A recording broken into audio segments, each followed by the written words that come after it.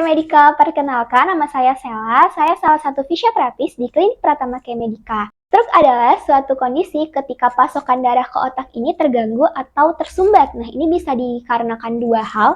Yang pertama itu pecahnya pembuluh darah atau biasa kita sebut dengan stroke hemoragik. Dan yang kedua itu bisa terjadi karena penyumbatan atau biasanya kita sebut dengan stroke iskemik. Nah, ada beberapa faktor yang biasanya memicu terjadinya stroke. Yang pertama itu ada genetik, jenis kelamin, tekanan darah tinggi, usia, dan lain-lain. Nah, di video kali ini saya akan menunjukkan beberapa latihan yang biasanya dilakukan oleh fisioterapis di Medika. Tanpa membuang waktu lebih lama lagi, mari saya tunjukkan beberapa latihan yang biasanya dilakukan untuk pasien stroke. Yang pertama dimulai dari latihan gerak pasif. Latihan ini merupakan latihan yang dilakukan pasien dengan bantuan fisioterapis. Latihan ini dilakukan pada pasien stroke yang masih memiliki keterbatasan mobilisasi dan tidak mampu melakukan beberapa atau semua latihan rentang gerak dengan mandiri.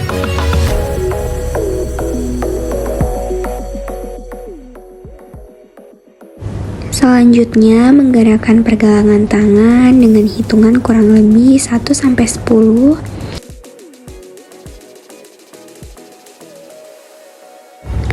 Latihan gerak pasif ini bertujuan untuk menjaga kelenturan otot-otot dan persendian dengan menggerakkan otot pasien secara pasif.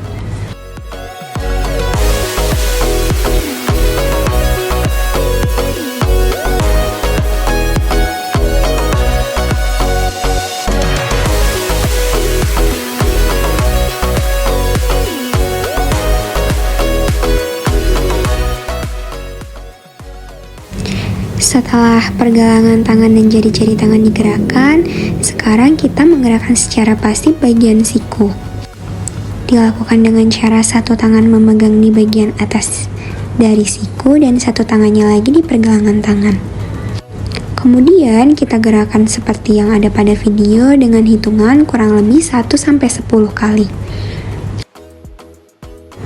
Setelah selesai dengan siku, sekarang waktunya kita menggerakkan bagian bahu. Kita gerakan ke atas, kemudian ke bawah, ke atas lagi, ke bawah lagi, sampai kurang lebih 10 kali pengulangan. Setelah selesai dengan anggota gerak atas, kita beralih lagi ke anggota gerak bawah, yaitu kaki. Sama seperti anggota gerak atas tadi, anggota gerak bawah juga dimulai dari jari-jari kaki.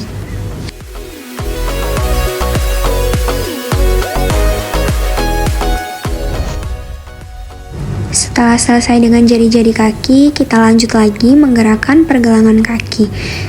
Dengan cara satu tangan kita di bawah jari, satunya lagi di tulang kering. Kemudian kita gerakan lagi bagian lutut dan juga tulang panggul. Gerakan ini dilakukan dengan cara satu kaki di pergelangan kaki dan satunya lagi di lutut. Dilakukan dengan kira-kira 10 kali pengulangan.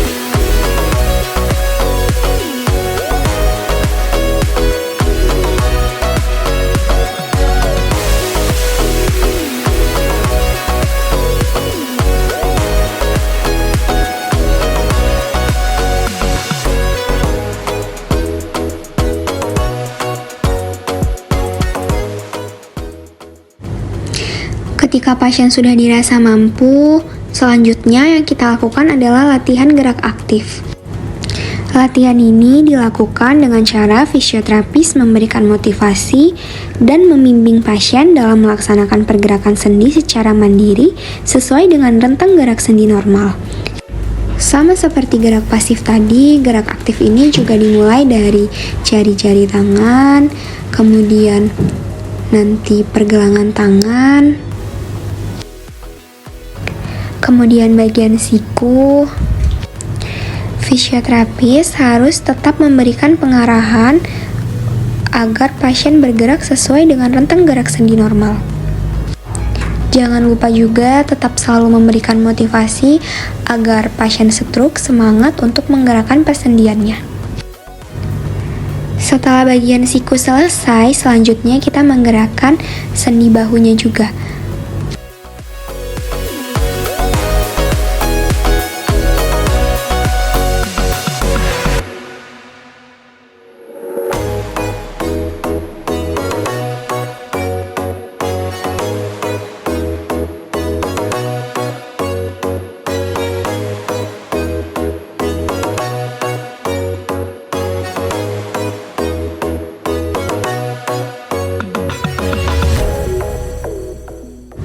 Kita instruksikan pasien untuk mengangkat bahunya setinggi yang pasien bisa.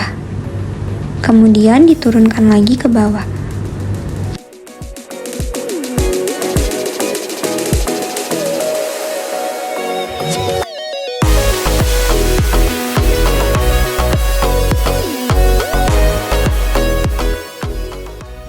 Setelah selesai dengan anggota gerak atas, dilanjut lagi dengan anggota gerak bawah yaitu kaki. Hampir mirip dengan gerak pasif tadi, hanya saja pada gerakan aktif, pasien menggerakkan persendiannya secara mandiri.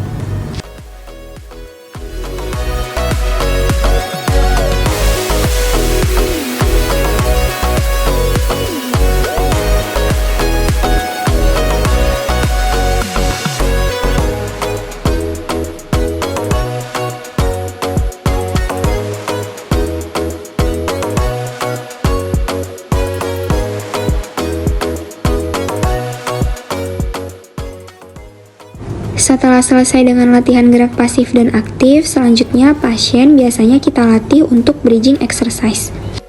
Latihan ini dilakukan dengan cara menekuk kaki, kemudian kita instruksikan pasien untuk mengangkat panggulnya.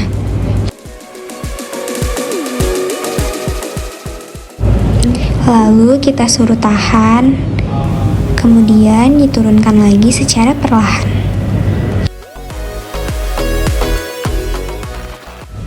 Bisa juga kita variasikan dengan cara mengangkat satu kaki yang diletakkan di kaki yang ditekuk.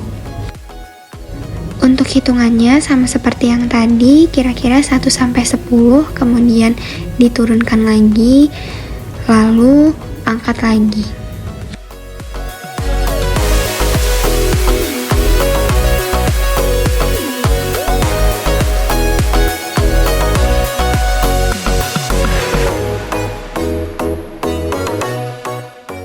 Kemudian ada pelvic tilting. Pelvic tilting ini dilakukan dengan cara pasien menekuk kedua kakinya, kemudian pasien diinstruksikan untuk menekan bokongnya ke arah kasur, kemudian rileks, lalu ditekan lagi, dan rileks lagi.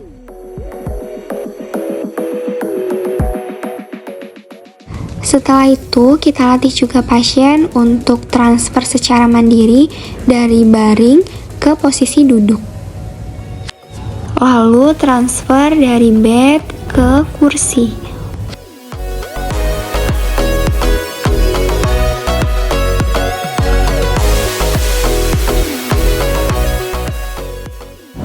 Kita juga melatih pasien untuk berdiri dari posisi duduk. Kemudian dari posisi berdiri untuk kembali ke posisi duduk.